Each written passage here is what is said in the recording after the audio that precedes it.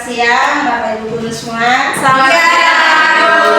Terima kasih atas kesediaan mengikuti kegiatan pemaparan aksi nyata saya, yaitu diseminasi budaya positif dan penerapan konsep. Baik, next. Di dalam materi diseminasi budaya positif ada 7 hal. Yang pertama, perubahan paradigma belajar. Yang kedua, kedisiplinan positif. Yang ketiga, motivasi, hukuman, dan penghargaan. Yang keempat, kebutuhan dasar. Yang kelima, posisi kontrol restitusi. Yang keenam, segitiga restitusi. Dan yang ketujuh, keyakinan kelas. Next. Oke, keyakinan kelas. Yang berikut saya minta tolong Bapak Guru 1 orang dan Ibu Guru 1 orang. Tolong lanjutkan. Mungkin Ibu Ica bisa bantu saya. Dan juga supaya orang mungkin bisa bantu saya. Ibu sudah ada. Minta maaf ya Bapak. Oke. Di sini Bapak dan Ibu Guru, saya minta ke sini kita akan memperagakan suatu kegiatan di mana Ibu Guru menggenggam sesuatu yang sangat berharga. Cukup satu saja. Dan Bapak Guru, tugas Bapak Guru di sini bagaimana caranya merayu, seperti apa itu Bapak punya tugas untuk Ibu Ica bisa membuka kepalan tangan. Dan Ibu Ica ini adalah sesuatu yang sangat berharga. Oke, silakan. Oke. Iya, itu urusan Bapak mau bagaimana sih? Meminta kepada Ibu Ica. Posisi memang. Iya, Kak. Sekarang udah dekat lagi. Lalu suka. Ayo. Ini apa? Sesuatu yang berharga dari Berharga yang bisa lihat. Tapi sering berharga. Kurayu banget. Itu yang berharga nih detail mau kayak siapa? Sendiri. Itu bahaya itu.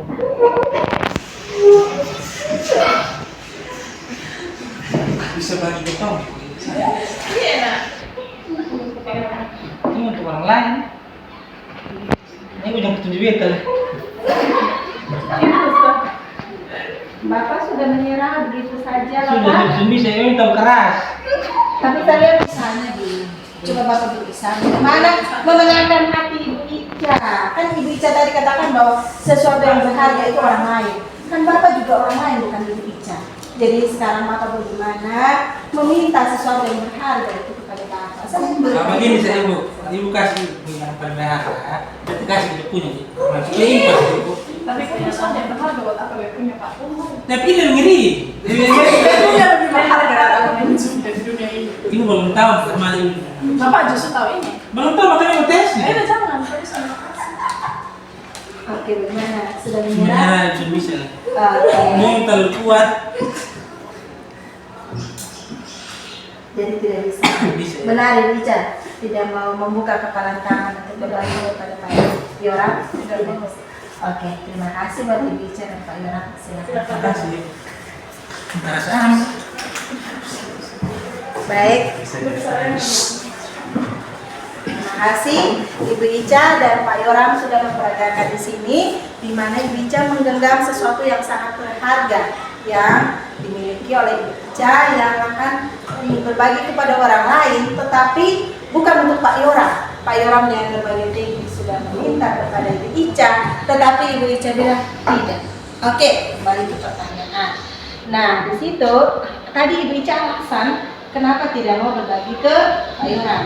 Ya, itu karena memang tidak mau berbagi ya. Itu sangat berharga untuk Ibu Ica. Jadi mau berusaha seperti apapun tidak. Oke. Sehingga yang menjadi pertanyaannya saya di sini, di antara adegan yang tadi sudah ditunjukkan oleh Ibu Ica dan Pak Yoram, kira-kira siapa yang pegang kendali dalam kepala tangan tersebut? Sendiri. Ya, Ibu Ica kan? Yang tadi diserahkan oleh Ibu Ica, berarti Ibu Ica sendiri. Begitupun diri kita. Sesuatu yang berharga dalam diri kita itu kita sendiri yang mengontrol, mau berbagi atau tidak, tergantung hal tersebut. Oke, next. Oke, nah, coba lebih jelas. Oke, di situ pertanyaan pertama dan kedua itu bervariasi untuk dimana Ibu Ica tadi tidak memilih untuk membuka kepalan tangan yang dilakukannya. Nah, ilusi tersebut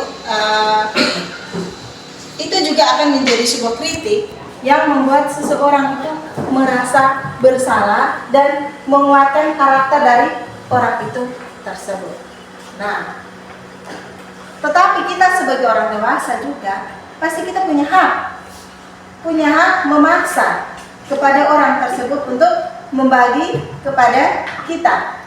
Tapi walaupun dipaksa seperti apapun, kembali pada diri kita sendiri ya. Oke, next.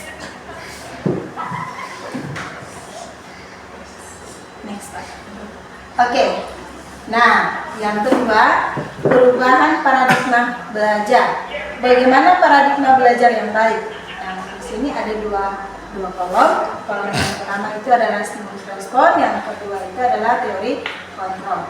Nah, stimulus respon yang pertama itu realitas atau kebutuhan kita sama. Menurut teori kontrol, kebutuhan kita berbeda. Benar tidak? Benar. Ya. Yang berikut, semua orang melihat hal yang sama. Yang berikut teori kontrolnya, setiap orang memiliki gambaran yang berbeda. Benar kan? Kita memang sama-sama jenis kelamin yang sama, tapi kita punya pandangan yang berbeda. Yang ketiga, kita mencoba mengubah orang agar berpandangan sama dengan kita. Itu menurut stimulus respon. Tetapi menurut teori kontrol, kita berusaha memahami pandangan orang lain tentang dunia. Dalam kebersamaan memang kita tidak bisa memaksakan semua harus ikut kita punya mau. Tidak bisa. Tapi kita bagaimana berusaha memahami pandangan orang lain tentang dunia ini. Dan disitulah terciptanya paradigma belajar yang baru. Yang berikut, perilaku buruk dilihat sebagai suatu kesalahan. Semua pasti mengalami hal yang sama.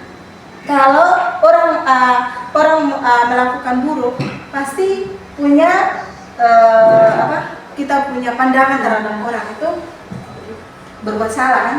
Tetapi orang yang berbuat salah, menurut teori kontrol, dia punya tujuan. Dia berbuat salah pasti punya alasan. Alasannya pasti ada. Yang berikut, menurut stimulus respon, orang lain bisa mengontrol saya. Tapi menurut teori kontrol, yang bisa mengontrol diri itu adalah diri sendiri. Benar atau tidak? Benar. Dengan suami sendiri juga tidak bisa dia kontrol kita punya diri. Memang ada hal bisa kita ikut, tapi ada hal yang tertentu yang merupakan kita punya istilahnya apa ya? Kita punya prinsip ya. Kita punya prinsip tidak bisa. Mau sekeras apapun tidak bisa. Ya kan itu namanya prinsip. Oke. Pemaksaan ada pada saat bujukan gagal. Jadi kalau kita bujuk orang lain, menurut teori stimulus respon, kalau kita bujuk orang lain gagal, kita pakai paksa. Seperti yang tadi dilakukan oleh Pak Yoram, ada sedikit paksanya. Tapi menurut teori kontrol, kolaborasi dan konsensus menciptakan pilihan-pilihan baru.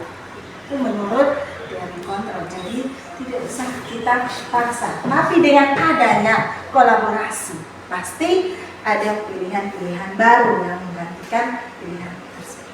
Oke. Model berpikir menang atau kalah menurut stimulus respon. Tetapi menurut teori kontrol, model berpikir menang.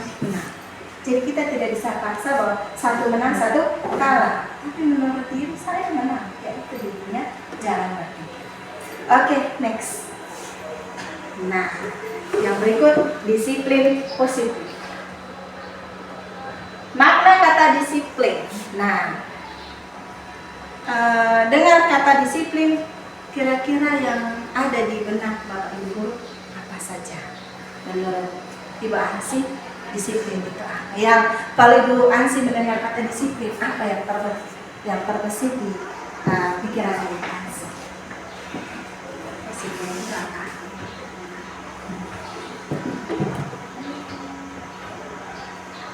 Bagaimana Ibu Ansi? Teratur, tertib. Bagaimana? Teratur, tertib, mengikuti aturan. Teratur, tertib, mengikuti aturan. Ibu Yanti, Ibu Yanti, kalau dengan kata disiplin yang terbesit di Ibu Yanti, pemikiran itu apa? Disiplin.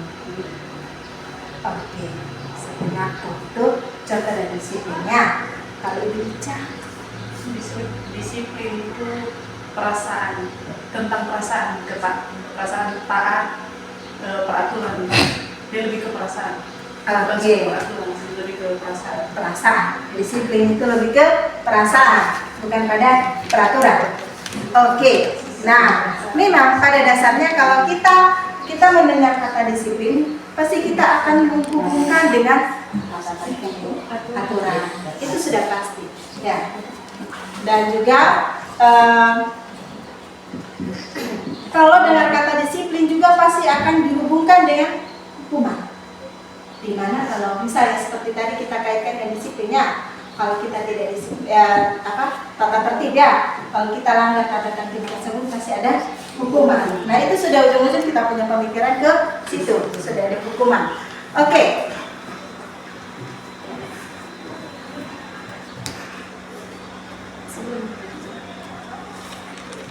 Oke. Tapi kalau berbicara disiplin positif, ya berbicara disiplin positif sebenarnya tidak selamanya harus ada hukuman. Tapi berbicara disiplin positif, justru kita memiliki alternatif lain ketika disiplin tersebut tidak digunakan. Tidak selamanya harus bilang, ya kalau tidak disiplin berarti ada hukuman. Tidak selamanya gitu, tetapi ada alternatif lain. Oke, next. Nah, menurut Ki Hajar Dewantara, di mana ada kemerdekaan, disitulah harus ada disiplin yang kuat. Sungguh pun disiplin itu bersifat self-disiplin, yaitu kita sendiri yang mewajibkan kita dengan sekeras-kerasnya. Tetapi itu sama saja, sebab jika kita tidak cakap melakukan self-disiplin, wajiblah penguasa lain mendisiplinkan diri kita. Dan peraturan demikian itulah harus ada di dalam suasana yang baru. Jadi kita belajar merdeka, tapi juga harus ada disiplin positif. Jadi kalau kita belajar merdeka, maka di situ juga kita harus menerapkan disiplin positif dalam diri kita. Itu menurut Ki Hajar Dewantara, yaitu pemikiran konsepsi keteladanan sikap merdeka, itu cetakan yang kelima tahun 2015 halaman 470. Nah, Ki Hajar menyatakan bahwa untuk mencapai kemerdekaan atau dalam teks pendidikan kita saat ini, untuk menciptakan murid yang merdeka, syaratnya adalah harus ada disiplin yang kuat. Disiplin yang dimaksud itu adalah diri, di mana disiplin itu memiliki motivasi internal. Jadi jangan mau orang lain atur kita, tapi diri kita yang mengatur diri sendiri. Jadi disiplin itu muncul dalam diri dulu. Kalau disiplin itu tidak muncul dalam diri, biar orang lain mengatur kita, dan mengontrol diri kita sendiri. Ya, oke. Jika kita tidak memiliki motivasi internal, maka kita memerlukan pihak lain untuk mendisiplinkan kita, atau model lain karena berasal dari luar, bukan dari dalam diri kita sendiri. Seperti tadi kalimat yang muncul adalah hukuman yang berasal dari diri orang lain. Oke, next. Yang berikut, nilai-nilai kebajikan universal. Sebagai pendidik, tujuan kita adalah menciptakan anak-anak yang memiliki disiplin sehingga mereka bisa berperilaku dengan mengacu pada nilai-nilai kebajikan universal dan memiliki motivasi intrinsik, bukan motivasi ekstrinsik. Oke. Nah, yang ada pada profil belajar dimensi yang ada pada profil belajar Pancasila itu adalah yang berkaitan dengan disiplin positif nanti. Beriman, bertakwa kepada Tuhan Yang Maha Esa, dan berakhlak mulia, mandiri, bernalar kritis, berpikir global dan berkelanjutan. Oke. Pak bisa kasih cas sudah bisa ya. Tulisan.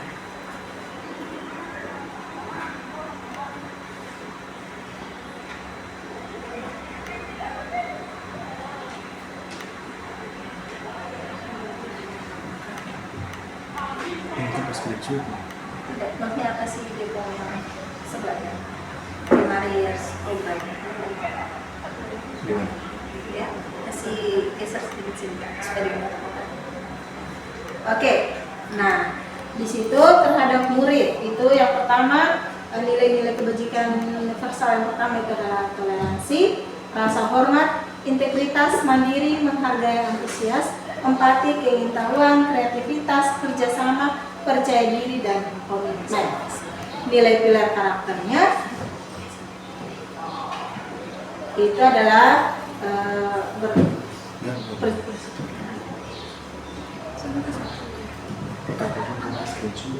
Itu bukan sponsor.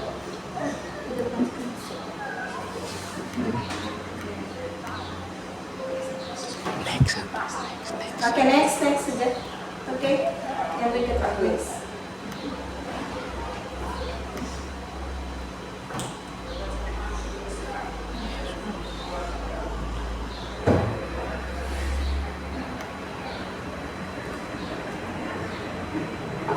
Oke, motivasi, hukuman, dan penghargaan.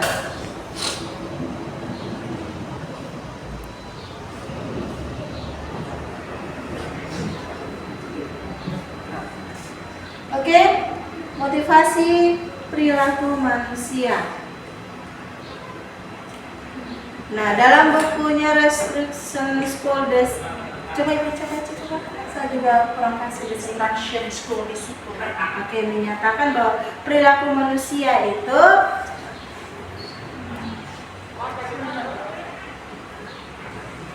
menghindari ketidaknyamanan atau hukuman. Nah, oke, di situ tingkat terendah dari motivasi perilaku manusia biasanya orang berperilaku untuk menghindari hukuman atau ketidaknyamanan.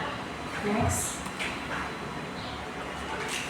Yang berikut juga mendapatkan imbalan atau menghargai atau mendapat penghargaan dari orang lain. Jadi motivasi perilaku manusia itu ada beberapa. Yang tadi yang kedua itu mendapatkan imbalan atau penghargaan dari orang lain. Next. Yang ketiga, menjadi orang yang mereka inginkan dan menghargai diri dengan nilai-nilai yang kita percaya. Yang berikut,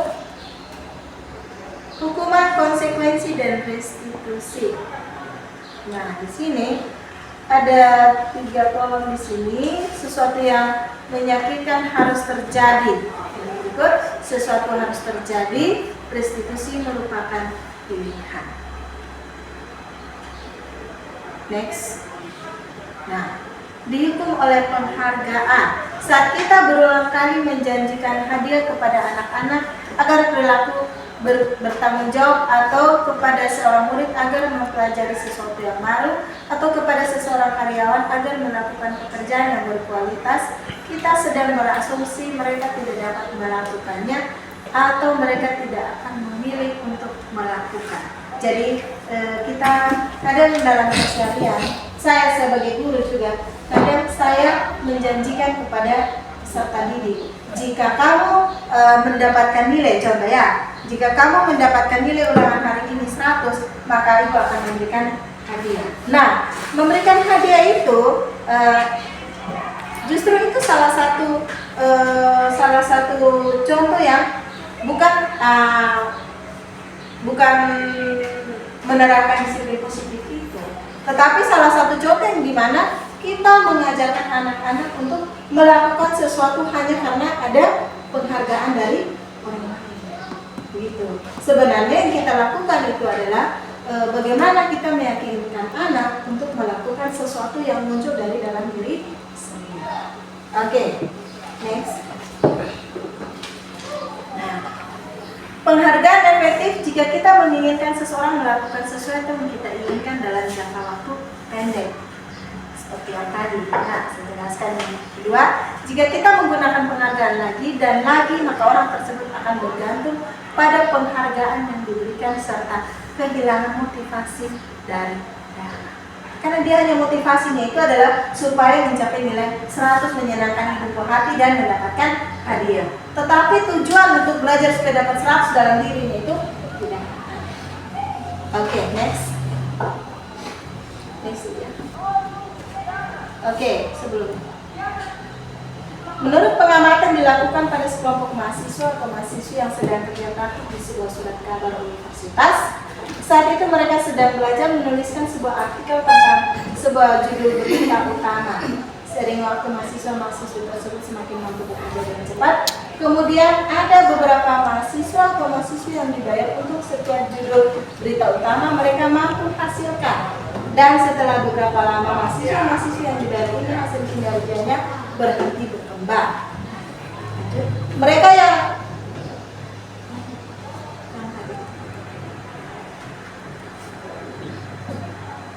mereka yang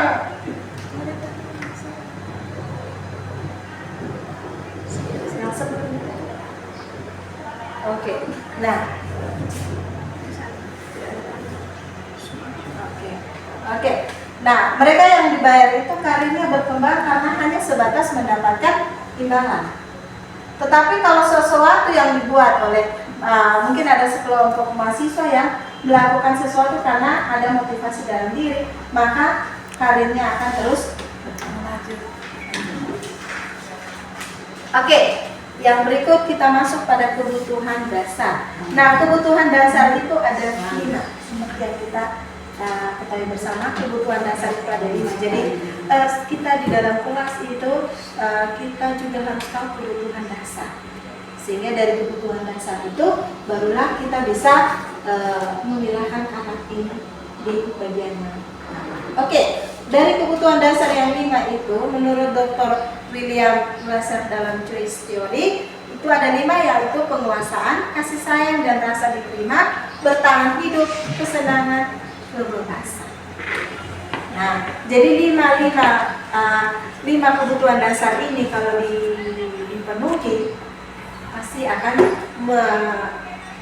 menampakkan kita punya perilaku-perilaku yang berbeda dengan ketika di antara salah satu ini tidak terpenuhi. Bahkan kalau lebih dari 2 atau 3 yang tidak terpenuhi, maka kita akan tahu bahwa karakter anak itu seperti apa. Jadi karakter anak itu muncul berdasarkan kebutuhan dasar anak. Jadi kalau anak kita lihat dia, oh dia melakukan ini, coba kita telusuri dari 5 kebutuhan dasar apakah sudah terpenuhi. Kalau belum, apa yang kita akan buat? Oke, next. Oke, posisi kontrol. Posisi kontrol itu ada 3. Yang pertama itu sebagai penghukum. Di sini penghukum, nada suara tinggi, bahasa tubuh, mata melambut dan jari menunjuk menghati. Jadi kalau kita punya anak-anak yang membuat salah, kita punya posisi kontrol sebagai penghukum, pasti kita akan nyala. Kita tidak akan tanya dia beda, kita akan kenapa buat salah, pasti seperti itu, ya kan? Atau kenapa kau buat begitu, kenapa tidak kerja tugas? Nah itu salah satu posisi kita sebagai penghukum. Gitu. Yang berikut, sebelum kita melakukan itu, kita bertanya dalam diri kita sendiri, bagaimana perasaan murid ketika kita guru berbicara seperti itu. Jika murid datang terlambat, pasti dia datang terlambat ada alasan. Nah, kita tanya, jangan langsung menghukum seperti yang tadi. Kalau kita menghukum posisi kita sebagai murid, kita datang terlambat pasti karena ada sebab akibat. Pimpinan kita langsung tut, kita perasaan seperti apa. Nah, begitu pun dengan jadi kita kalau posisi kontrol sebagai penghukum pasti akan seperti itu. Yang berikut, hasil sebelum hasilnya kemungkinan murid marah dan mendendam. Jadi kalau anak datang kita sebagai penghukum ya, kita langsung memberikan hukuman, memberikan kata-kata kasar, pasti dalam perasaan anak itu akan dendam dari kita. Sama kayak ibu tidak pernah terlambat. Itu satu perasaan dendam terhadap kita. Nah, yang berikut pembuat rasa bersalah. Nah, dari pembuat rasa bersalah itu nada suara juga kadang membuat anak itu rasa bersalah. Tiap hari datang terlambat. Ya kan sering kita bilang gitu ya. Tiap hari datang terlambat. Nah, itu salah satu contoh membuat anak merasa bersalah. Nah, kalau seperti itu atau mungkin ya kita kalau begini terus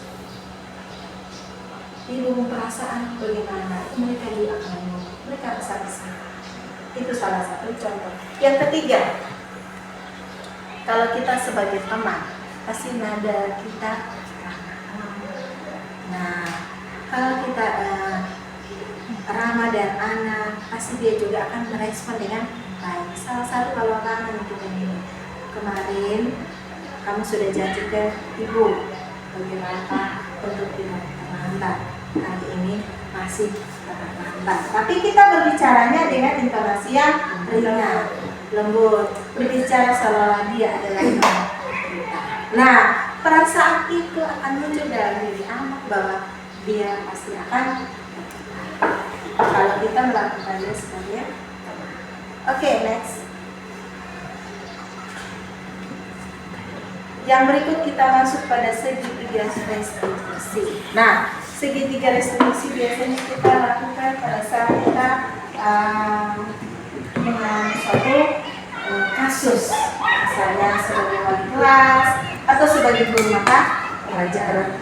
Nah, sebagai wali kelas, mungkin kalau Ibu Ica kasus yang sering Ibu Ica tangani sebagai wali kelas contohnya.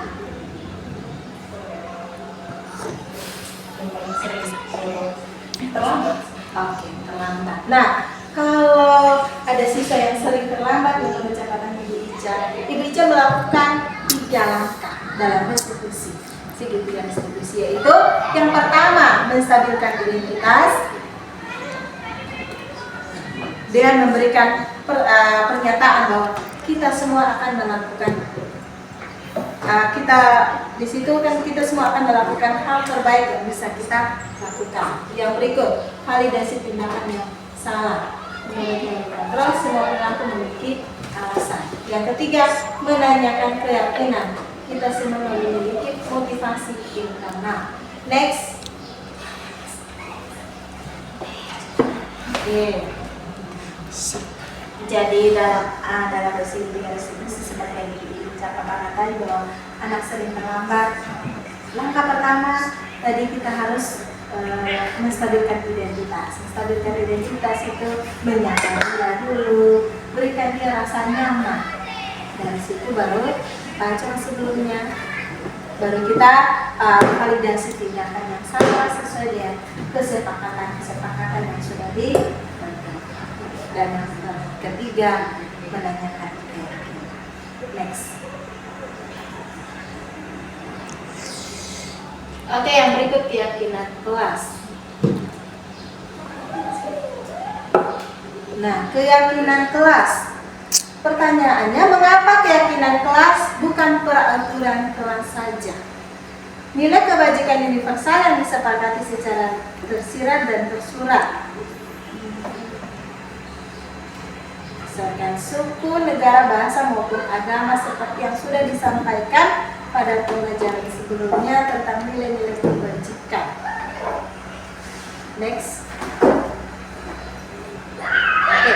Nah, membuat keyakinan kelas itu ada prosedur keyakinan.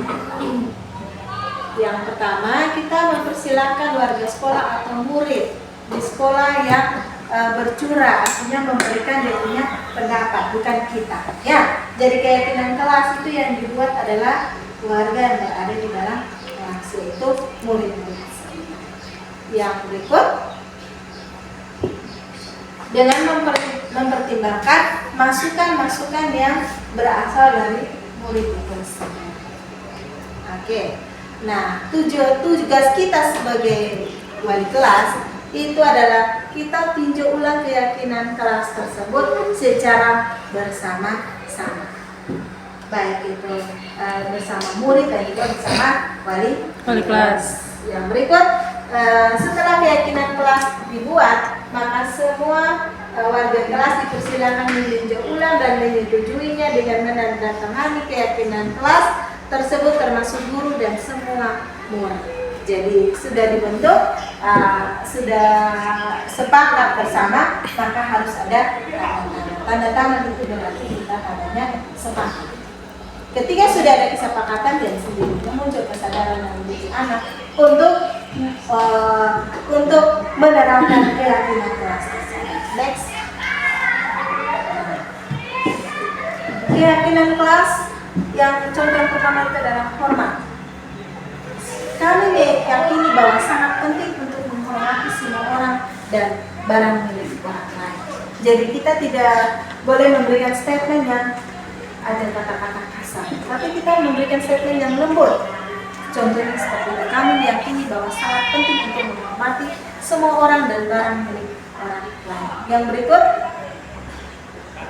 bekerja. Contohnya, kami meyakini bahwa sangat penting untuk mengerjakan segala pekerjaan atau mengikuti kegiatan yang telah ditugaskan.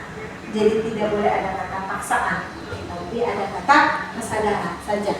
Yang berikut, diterima dan dimiliki. Kami meyakini bahwa sangat penting untuk merasa diterima, berada di suatu kelompok dan saling peduli satu dengan yang lain. Next. Terima kasih.